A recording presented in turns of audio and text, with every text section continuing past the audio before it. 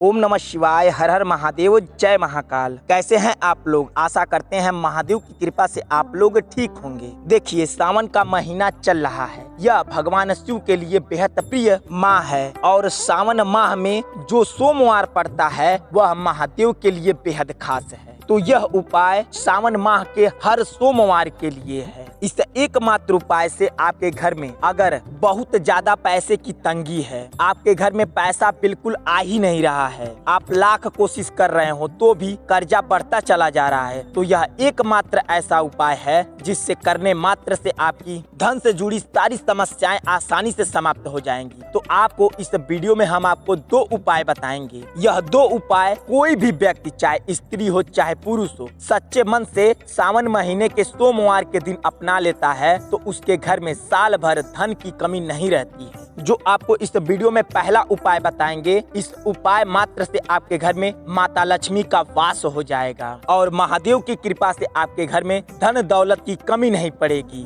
बस आपको इस उपाय को सच्चे मन से करना है। और जो दूसरा उपाय आपको बताएंगे, आपके घर में धन टिकने लगेगा, आपके घर में अतिरिक्त पैसा जो खर्चा हो रहा होगा वह खत्म हो जाएगा और अगर आपके घर में कोई हानिकारक शक्ति का वास होगा तो भी आसानी से चला जाएगा। तो आप इन दोनों उपाय को अच्छे तरीके से देखें और आप इन दोनों उपाय को सच्चे मन से श्रद्धा पूर्वक अपनाएं और अपने जीवन को सुखमय बनाएं। आपको बताते हैं पहला उपाय। देखिए, उपाय बताने से पहले आपको बता दें, अगर आप भोलेनाथ के सच्चे भक्त हो तो इस वीडियो को जरूर लाइक कर दें और चैनल को सब्सक्राइब करके बेल आइकन दबा लें और कमेंट बॉक्स में हमारे महादेव का कोई भी प्यारा सा नाम आप कमेंट बॉक्स में लिख दें। ध्यान दें, अगर आप स्त्री हो तो आपको पीतल का लोटा लेना है, अगर आप पुरुष हो तो आपको तांबे का लोटा लेना है। इस बात का विशेष ध्यान दें, अगर आप स्त्री हो तो आपको पीतल का लोटा लेना है और कोई लोटा नहीं लेना है, आपको पीतल का लोटा लेना है। स्त्रियां बहुत ज्यादा यह गलती करती हैं, वह तांबे का लोटा ले लेती हैं। नहीं, आपको तांबे का लोटा नहीं लेना है, आपको पीतल का लोटा लेना है। और अगर आप पुरुष हो तो आपको तांबे का लोटा लेना है। यह बात कई माताएं बहनें और भाई बंधु नहीं जानते हैं, तो इस बात का विशेष ध्यान रखें। अब आपको उस लोटे के मुंह पर आपको रक्षा बांधना है। कैसे बांधना है? आपको लोटा ले लेना है और अपने दाहिने हाथ से लपेटना है। इस बात का विशेष ध्यान रखें, जब आप लोटे पर धागा लपेटें, और आपको धागा कौन सा लेना है, वो जो रक्षा वाला नहीं होता है, मिलता है हर किराने की दुकान पर, आपको आसानी से मिल जाएगा। आपको रक्षा वाला धागा लेना है और लोटे पर दाहिने हाथ से लपेटते हुए आपको पहले अपना नाम लेना है, फिर उसके बाद एक फेरा लपेट लेना है, फिर उसके बाद अपने गोत्र का नाम लेना है, एक फेरा लपेट लेना है, फिर उसके बाद अपने स्थान का नाम लेना है और उस धागे को अच्छे तरीके से बांध देना है। इतना सब कुछ करने के बाद अब आपको लोटे में सबसे पहले गंगा जल डालना है। गंगा जल डालकर अब आपको क्या करना है, अपने घर का जल उसमें पूरे लोटे को भर देना है। ये नहीं कि कहीं से भर लेना, नहीं, अपने घर का ही जल भरना है। अब आपको थोड़ा सा, इस बात का विशेष ध्यान रखें, आपको थोड़ा सा चंदन लेना है और उस चंदन को जल में कैसे मिलाना है, इस बात का विशेष ध्यान रखें। देखिए, अपने चुटकी में चंदन लेना है और आपको जैसे ओम रहता है उसी तरीके से आपको उस लोटे में गिराना है। एक चुटकी चंदन लेकर आपको उस लोटे में ओम की तरह गिराना है और इस बात का विशेष ध्यान रखें, जब एक चुटकी आप लें तो पूरे ओम की तरह करके आपको गिरा देना है। अगर आप ओम ना बना पाए, ओम नमः शिवाय बोलकर गोल में आपको रखना है, गोल में करके गिराना है। अगर आप ओम नहीं बना पा रहे हैं तो अगर आप ओम बना पा रही हो या बना पा रहे हो तो अब बहुत ही अच्छी बात है। इतना करने के बाद अब आपको 3 बेल पत्री लेना है और यह दोनों सामग्री लेकर महादेव के मंदिर पर चले जाना है। अगर आप अपने घर पर महादेव जी की मंदिर की स्थापना किए हैं तो यह उपाय आप वहां भी कर सकते हैं। जब आप महादेव के मंदिर पर चले जाएं तो आपको घंटी को सबसे पहले स्पर्श करके छू लेना, उसके बाद 3 बार घंटी को बजाना है और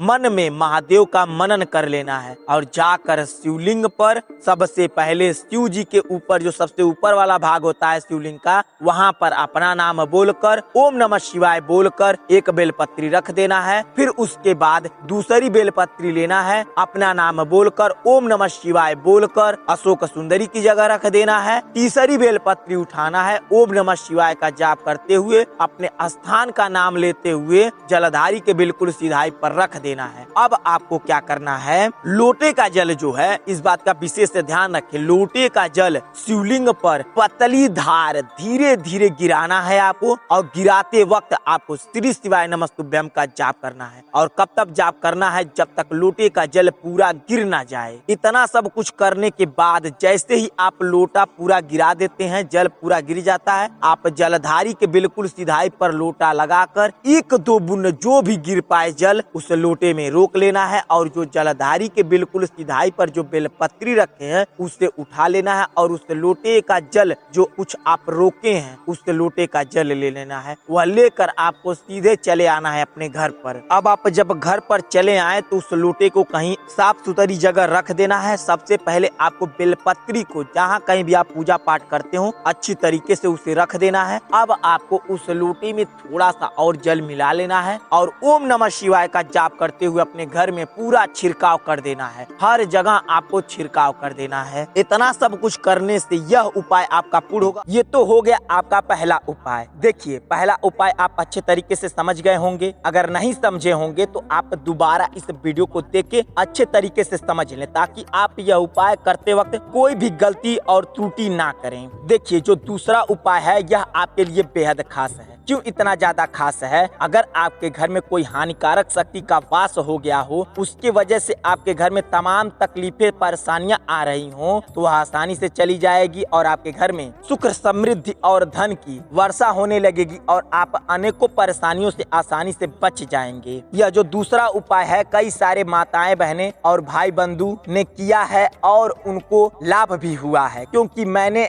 बीते हुए सावन में यह उपाय बताया था उन लोगों को, और उन लोगों के घर में लाभ हुआ है, क्योंकि वो लोग कमेंट बॉक्स में भी बताए थे और इंस्टाग्राम पर भी हमको बताए थे। तो आप भी यह उपाय करके अपने घर की सारी परेशानियां आसानी से दूर कर सकें। तो आपको चलिए बताते हैं आपको दूसरा उपाय कैसे करना है। देखिए, आपको सबसे पहले दूसरे उपाय के लिए सबसे पहले थोड़ा सा शहद ले लेना है और थोड़ा सा लाल चंदन ले लेना है, और आपको 3 बेलपत्री ले लेना है। इस बात का बेहद ध्यान रखें, जब आप बेलपत्री तोड़ने जाते हो तो बेल महाराज से विनती कर कर बेलपत्री मांग लें, उसके बाद ही बेलपत्री तोड़ें। इन सारी सामग्रियों के साथ साथ आपको 1 लोटा जल ले लेना है। इस बात का बेहद ध्यान रखें, जब आप लोटे का जल ले रहे हो तो वह बिल्कुल आपके घर का होना चाहिए। हाँ, अगर आपके घर गंगा जल है तो उस लोटे के जल में थोड़ा सा गंगा जल मिला लें। इतना सामग्री लेने के बाद आपको जो कुछ भी शिव जी को चढ़ाना हो, फूल पत्ती, वह आप ले सकते हैं। अब आपको यह सारा सब कुछ लेकर चले जाना है शिव मंदिर पर। इस बात का बेहद ध्यान रखें, उसी मंदिर पर जाएं जिस मंदिर का प्राण प्रतिष्ठा हो चुका हो। अगर आपको नहीं पता है प्राण प्रतिष्ठा क्या होता है तो डिस्क्रिप्शन में आपको एक लिंक दिए हैं, उसमें बेहद विस्तार से बताए हैं आपको कि प्राण प्रतिष्ठा क्या होता है। फिर भी हम आपको संक्षिप्त में बता देते हैं प्राण प्रतिष्ठा क्या होता है। प्राण प्रतिष्ठा उस मंदिर का होता है जब मंदिर की स्थापना होती है, उसमें सबसे पहले प्राण प्रतिष्ठा की जाती है, उसके बाद ही पूजा पाठ किया जाता है उस मंदिर में। अब आपको शिव मंदिर पर चले जाना है। इस बात का बेहद ध्यान रखें, जब आप शिव मंदिर पर जाएं तो सबसे पहले उनके चौखट पर अपना मस्तक छुआकर उनको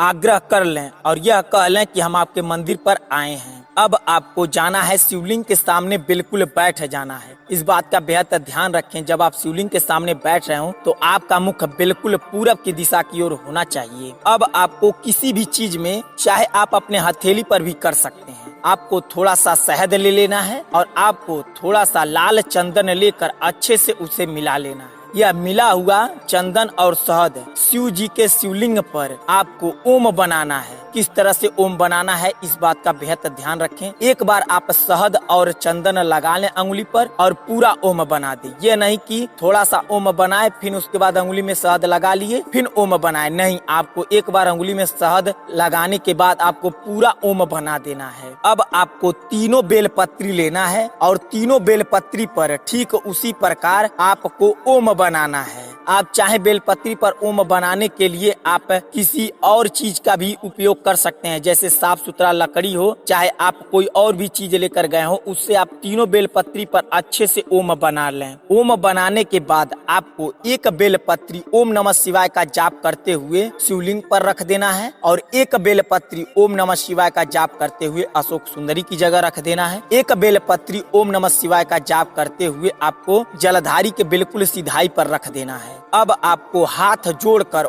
ओम नमः शिवाय का जाप करना है और आपको कम से कम 21 बार ओम नमः शिवाय जाप कर लेना है। अब उसके बाद आप जो कुछ भी लेकर गए हो, जो कुछ फूल पत्ती आप लेकर गए हो, ओम नमः शिवाय का जाप करते हुए आपको शिवलिंग पर समर्पित कर देना है। अब आपको लोटे का जल लेना है। अब आपको लोटे का जल लेकर शिवलिंग पर धीरे धीरे चढ़ाएं। इस बात का बेहद ध्यान रखें, जब आप लोटे का जल शिवलिंग पर चढ़ा रहे हो तो आपको श्री शिवाय नमस्तुभ्यम का जाप करना है। और कब तक जाप करना है? जब तक लोटे का जल पूरा गिर ना जाए। और आपको इस तरीके से लोटे का जल शिवलिंग पर ढालना है ताकि आप श्री शिवाय नमस्तुभ्यम 11 बार जाप कर सकें। अंत में जब आप 11वां बार श्री शिवाय नमस्तुभ्यम कह रहे हो तो लोटे का जल पूरा शिवलिंग पर ढाल दें। इतना सब कुछ करने के बाद आपको जो जलधारी के बिल्कुल सीधाई पर बेलपत्री रखे हैं, उसी के सीधाई पर आप लोटा लगाकर थोड़ा सा जल, जो कुछ भी एक दो बूंद बचा हो, वह लोटे में रोक लेना है। अब आपको लोटे का जल और वह बेलपत्री ले लेना है। यह दोनों चीज लेकर आप अपने घर पर चले आएं। हाँ, इस बात का बेहद ध्यान रखें, जब आप बेलपत्री लाएं तो कोई